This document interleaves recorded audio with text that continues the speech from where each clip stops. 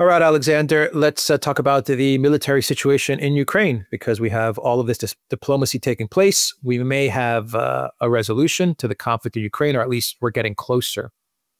Putin's words, Putin's words. We're getting closer to a resolution in Ukraine. Those are the words that Putin used the other day. But what's driving everything is the conflict, what is happening on the front lines. And as we have said in many videos, ultimately what got to the United States to the summit in Alaska so that they can hear what the Russians had to say.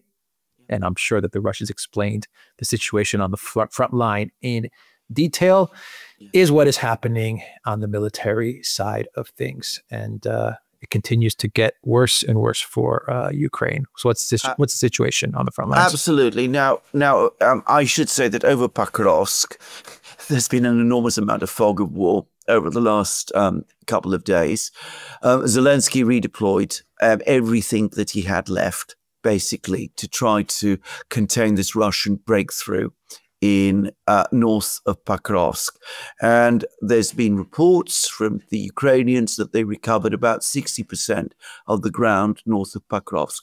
Now, the trouble is, neither the Russians nor the Ukrainians are providing us with much video footage.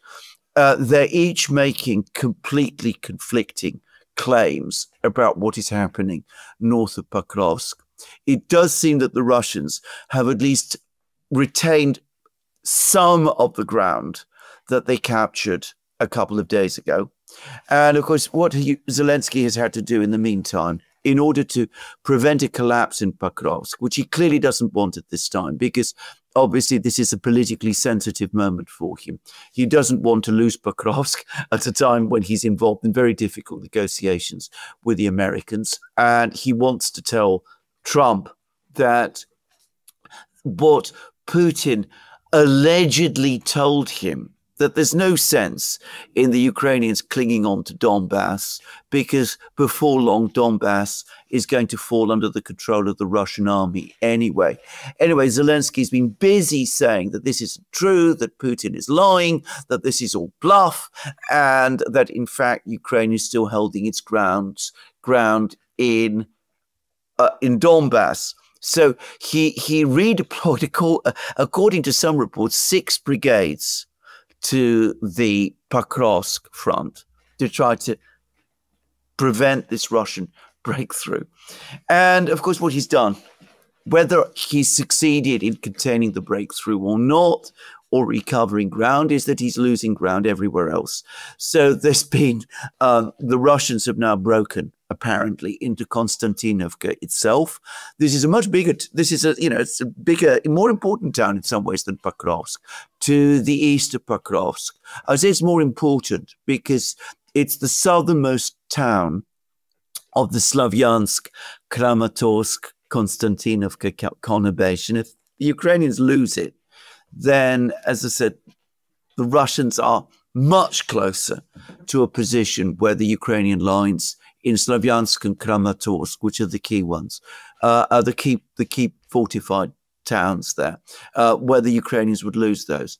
And the other thing is that the Russians appear to have achieved a major breakthrough further north in the Svensk area.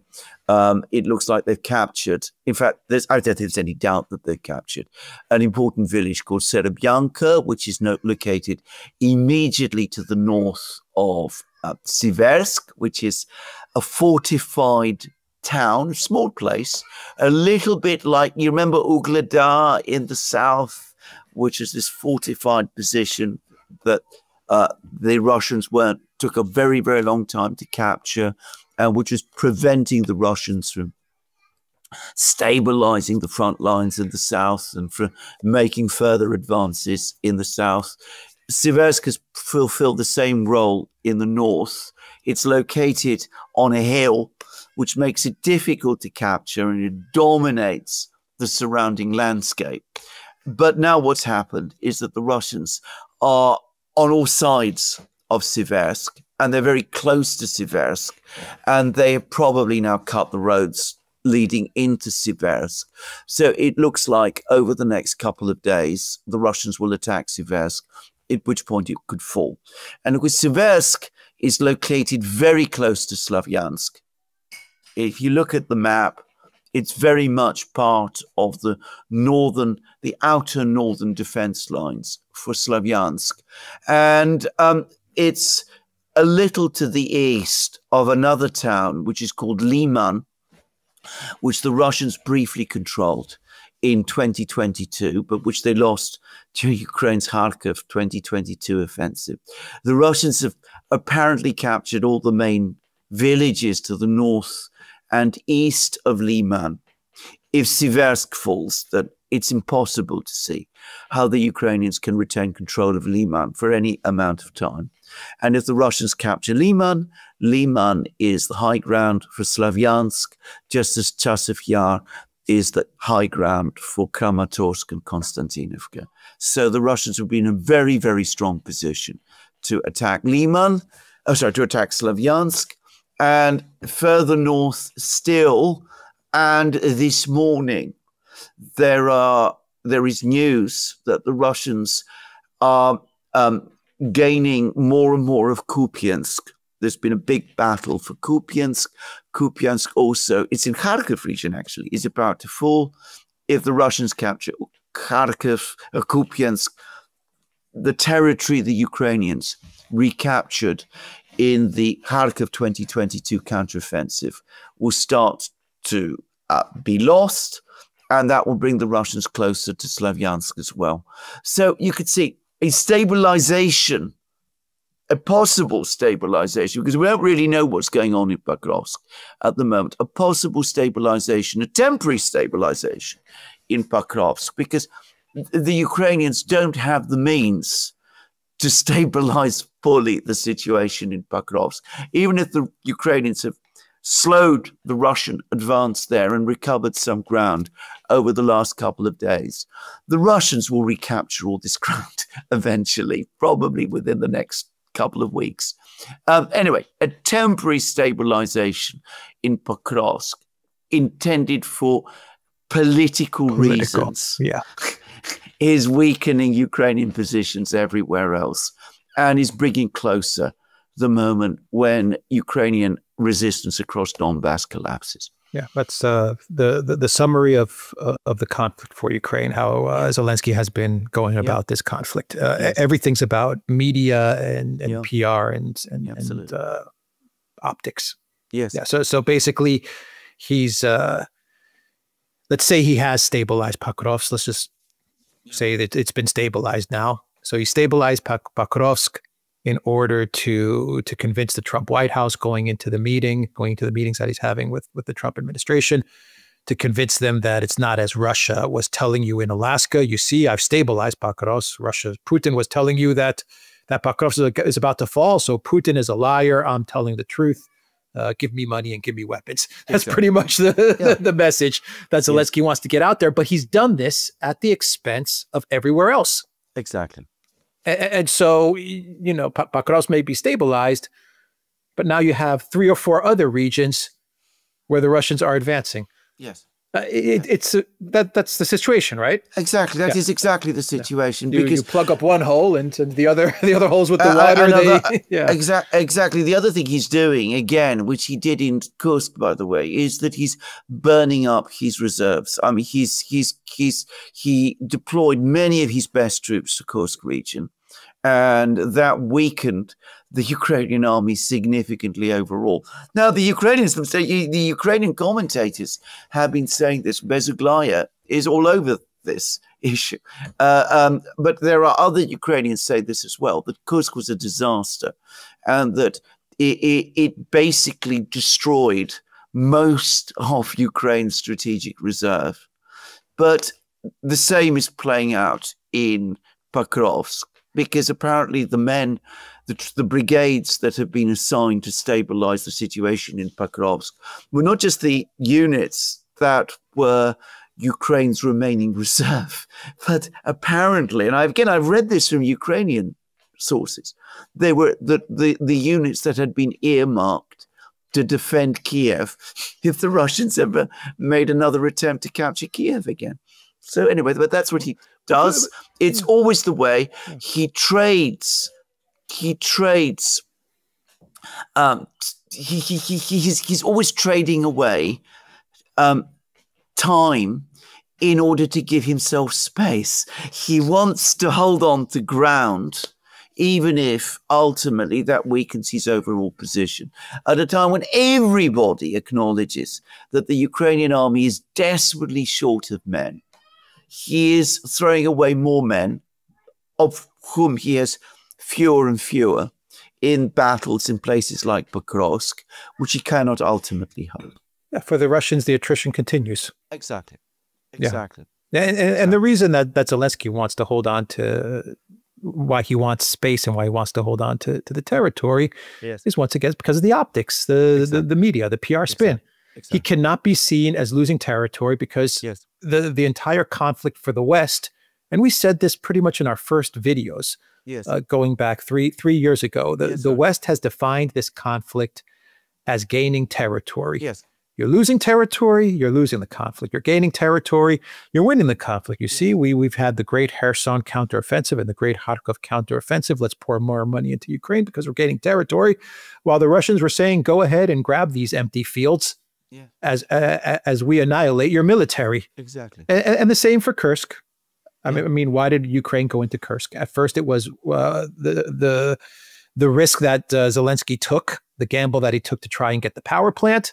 When that failed, instead of leaving and calling it quits and saying it didn't work, this seizing of the power plant failed, so we're out of Kursk, right? He didn't do that. No. He decided to double and triple down and send more troops into Kursk and to try and hold on to that territory because he could not be seen by the collective West as if he tried to go for this operation, this mission to capture Kursk, and he failed.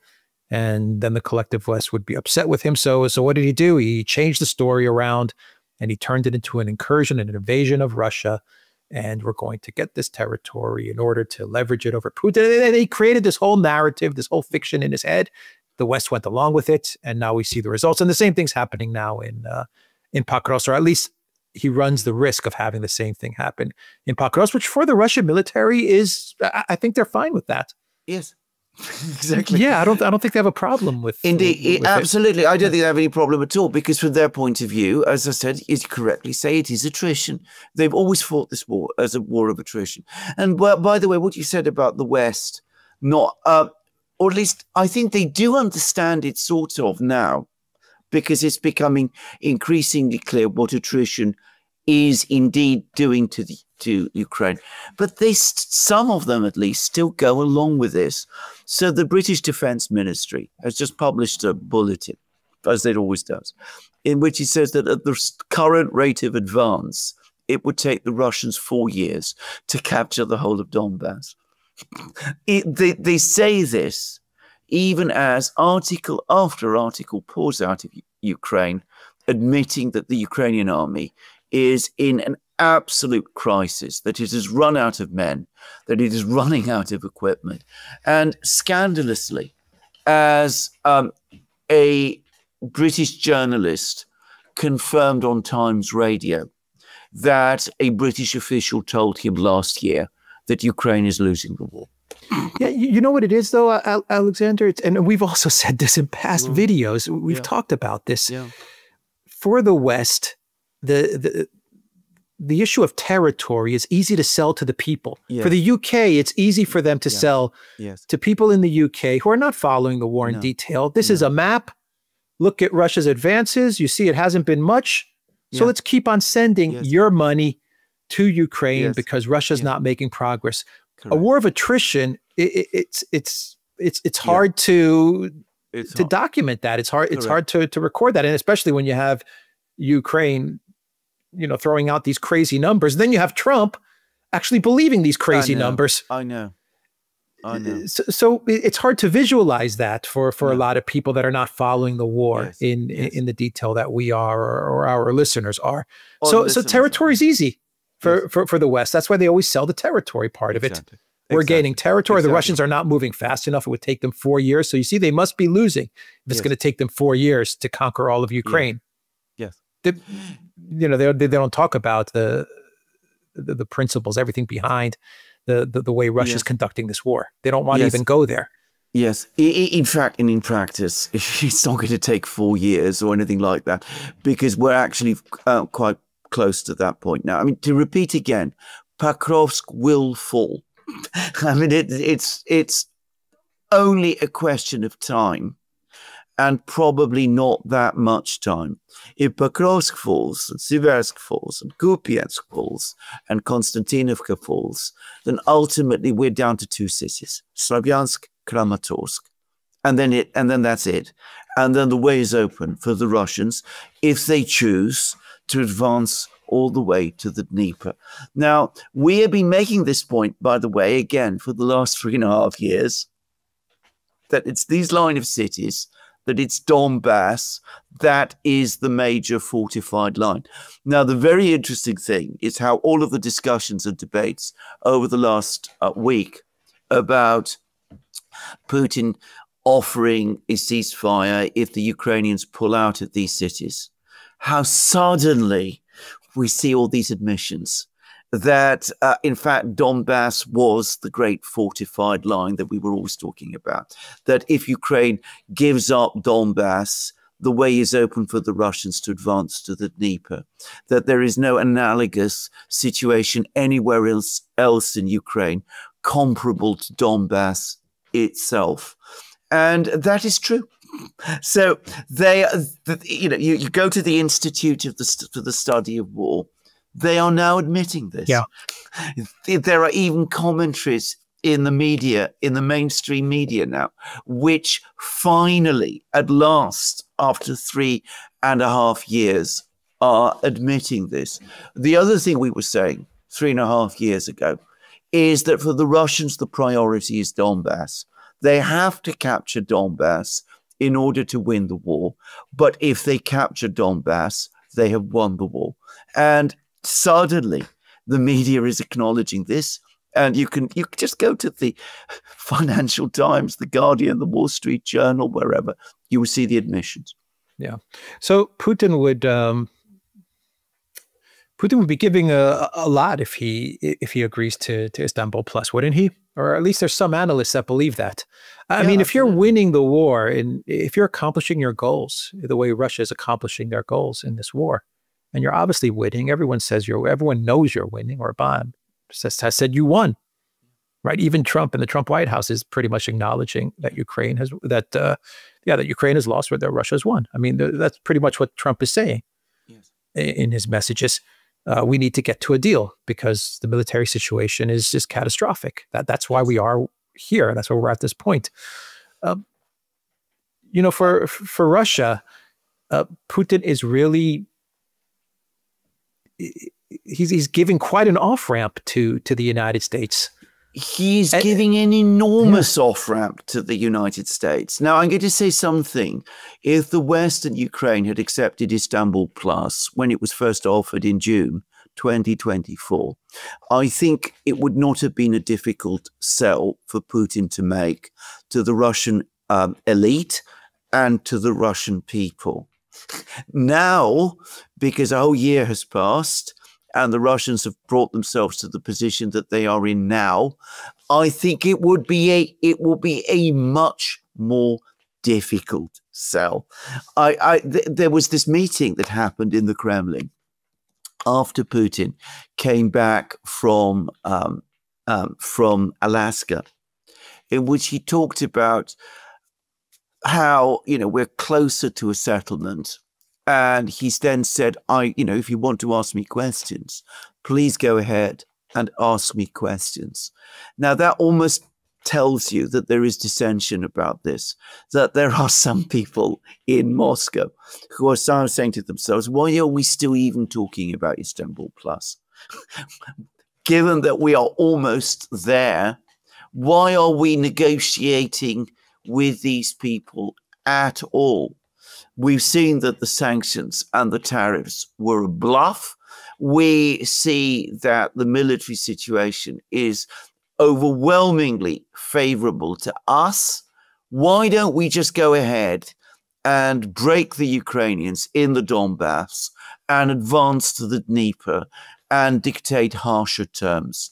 Now, Putin's response, and you can almost see the debate, you can almost get the sense of the debate going on.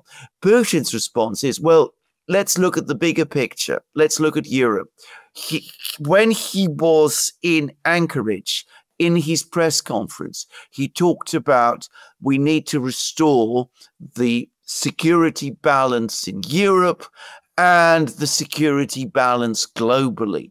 We need to discuss the security architecture of Europe. And Trump seems to be prepared to talk about that. And that's what we should work towards. That's what I said when I spoke to the Foreign Ministry back in November 2021, before the conflict even began.